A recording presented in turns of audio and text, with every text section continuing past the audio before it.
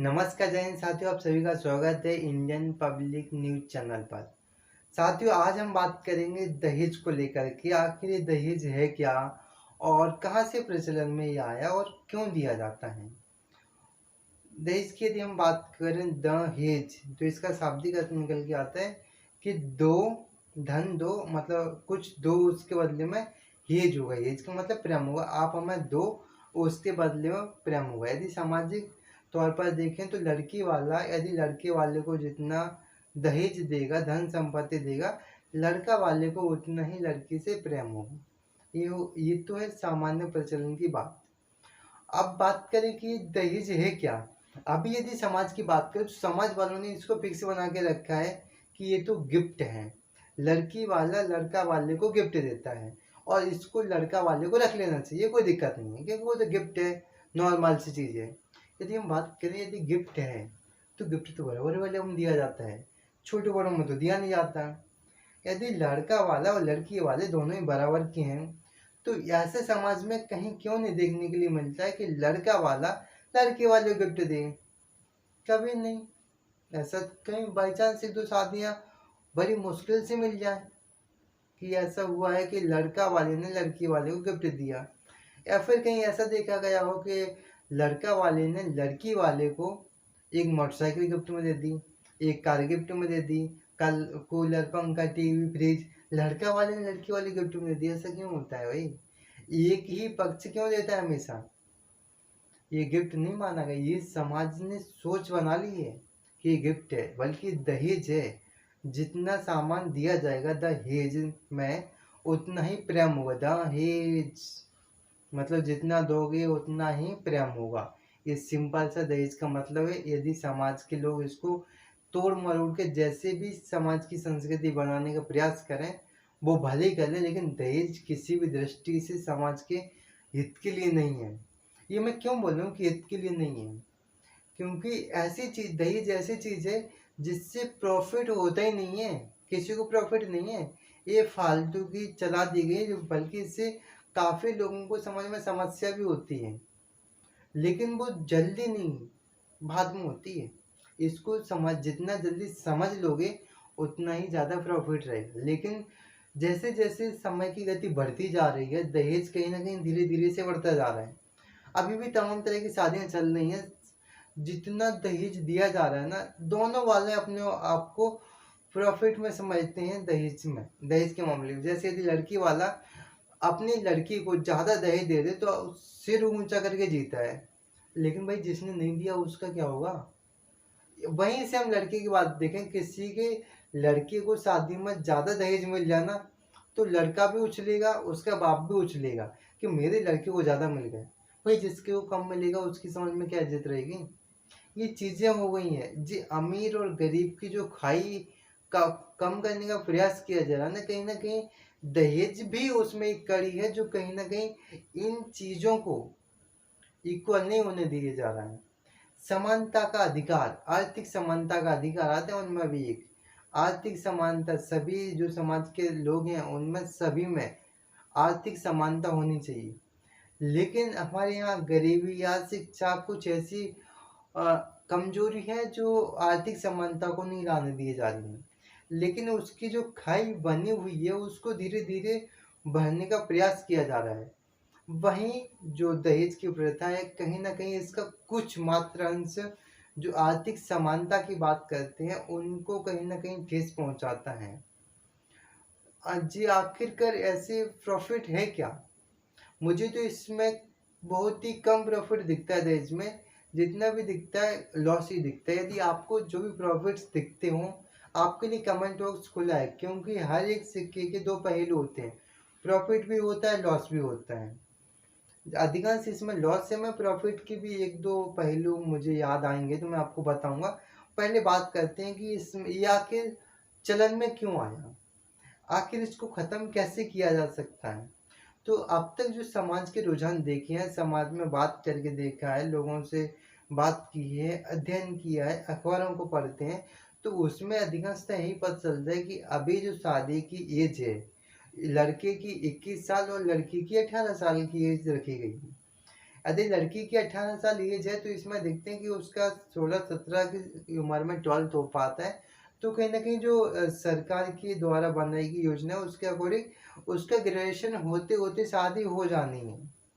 यदि ग्रेजुएशन के बाद भी होती है वो एक अलग बात है, जो मम्मी-पापा उनके पेरेंट्स समझदार होते हैं, फिर जो भी परिस्थितियाँ उनकी रहती हैं, यदि वो ग्रेजुएशन, पोस्ट ग्रेजुएशन कराते हैं तो वो बहुत अच्छी चीज़ होती है। वहीं यदि लड़कों की शादी की उम्र की यदि हम बात करें तो उनकी 21 साल फिक्स कर रखी है। तो जो गाँव की मेंटालिटी है 21, 22, 23 साल तक शादी कर देते हैं। तो आप यहाँ पर लड़का और लड़की की एज में यदि आप डिफरेंस देखो तो 3 साल का कॉमन डिफरेंस देखा जाता है। तो इसमें लड़का की शिक्षा भी ज़्यादा रहेगी, उसका टैलेंट भी ज़्यादा रहेगा लड़की से, क्योंकि सिंपल सी बात है कि यदि लड़का 3 साल बड़ा है और उसको समाज में खिलने का मौका मिला है, वो समाज में जो भी चाहे नई चीज़ें कर सकता है, कुछ भी नई जो रिस्क वगैरह है वो ले सकता है, क्योंकि रिस्क लेने में प्रॉफ़िट ये भी लॉस भी है, क्योंकि रिस्क लेना ज़िंदगी का एक पार्ट है। वो हर चीज़ को खुल के जी सकते हैं, इसलिए वो ज़्यादा सीख सकते हैं। वो समाज में जाता है, बाहर घूमता है तो ज़्यादा सीख लेता है। और जबकि लड़की को एक तो उसको घर के 4 दीवारों में रख दिया जाता है, पर्दों में रख दिया जाता है और उस पे ज़्यादा सेंसर्स लगाए जाते हैं कि आप ये नहीं कर सकते, वो नहीं कर सकते। और सबसे बड़ी समस्या ये है कि उसकी उम्र कम रहती है। तो वो कहीं न कहीं लड़का की बराबरी करने में अक्षम रहती है, वो उतना कर नहीं पाती है। तो कहीं न कहीं जो दहेज का सबसे बड़ा मुद्दा बना हुआ है, जो लड़की की टैलेंटेड कम है और लड़का का टैलेंटेड ज़्यादा है। लड़की की उम्र कम है, लड़का की उम्र ज़्यादा है। तो ये जो खाई बनी हुई है टैलेंट की, उसको कहीं न कहीं लड़की पक्ष वाले जो पैसे दे कर के, दहेज दे कर के भरने का प्रयास करते हैं। यदि सिंपल तौर पे देखिए, आप किसी भी सरकारी डिपार्टमेंट में किसी भी काम के लिए जाइए, तो वहाँ पर जो उसके डॉक्यूमेंट्स की जो लिस्ट होती है, उसको आपको कंप्लीट करना कंपल्सरी रहता है, कि आप इतने डॉक्यूमेंट लेके आइए, उसके बाद में आपका ये काम हो जाएगा। लेकिन वहीं यदि हम देखते हैं तो जो अभी सरकारी कर्मचारी हैं उनको कुछ पैसे दे दिए जाते हैं, जिसको आप रिश्वत कह दीजिए, कि जो हमारी कमज़ोरी थी कि हम ये डॉक्यूमेंट कंप्लीट नहीं कर सकते हैं, क्योंकि या तो हम उसके एलिजिबल है नहीं है जो डॉक्यूमेंट बनवाने की, या फिर हम नहीं जा सकते, जो भी समस्या रहती है। तो उस कंडीशन में क्या होता है कि जो सरकारी कर्मचारी बाबू होता है, वो कुछ पैसे ले लेता है और उसके डॉक्यूमेंटों की पूर्ति करके साइन वगैरह करके जो भी उसका काम होना होता है वो हो जाता है। सेम वही चीज़ हमें देखनी पड़ती है दहेज के मामले में। लड़का पढ़ा लिखा है, एमए है या फिर ग्रेजुएट है या फिर पोस्ट ग्रेजुएट है। लड़की की उम्र कम रहती है तो वो 12th पास होती है, फिर अंडर ग्रेजुएट में ही रहती है। तो उन दोनों की जो खाई है, जो अभी समस्या उस कस्टमर्स की आ रही थी, वो डॉक्यूमेंट सरकारी बाबू को पूरे नहीं दे पा रहा था। यहाँ पर भी वही समस्या है कि जितना टैलेंटेड लड़का है उतनी टैलेंटेड लड़की नहीं है। तो उन दोनों की जो टैलेंट की खाई है, उसको कहीं न कहीं लड़के पक्ष वाले दहेज पैसे दे कर के पूरा करने का प्रयास करते हैं, कि हम इतना पैसे दे देंगे और उसके बाद में ये मामला सेटल हो जाएगा, क्योंकि हमारी लड़की 3 साल कम भी पढ़ी लिखी है और उसको अनुभव भी 3 साल का कम है, तो हम उसको पैसे दे कर के मामला को सेटल कर लेंगे। तो ये आपको कॉमन चीज़ समझ में आई हो कि कहीं न कहीं जो लड़की का दहेज देने का सबसे बड़ा मोटिव क्या रहता है?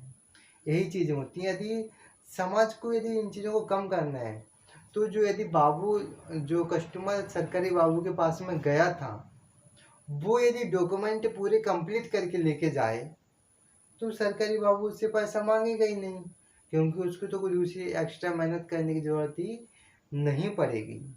तो सिंपल में उसका फ्री में ही काम हो जाएगा, या फिर थोड़ी बहुत जो प्रोसेसिंग फ़ीस वगैरह लगती है वो लगेगी और हो जाएगा।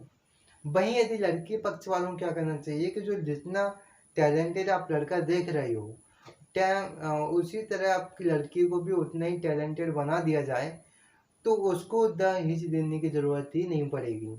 जो सामान्य सी अब तक की परंपरा चली आ रही है, जो वहाँ पर प्रोसेसिंग फ़ीस, लॉगिन फ़ीस में सरकारी बाबू ने काम चला लिया था, तो यहाँ पर भी 100-200 रुपए की जो नॉर्मल दक्षिणा का हमारा प्रचलन चला आ रहा हुआ है, तो कहीं न कहीं हम उस चीज़ में कम कर सकते हैं। तो इसमें सबसे बड़ी भूमिका रहेगी शिक्षा की।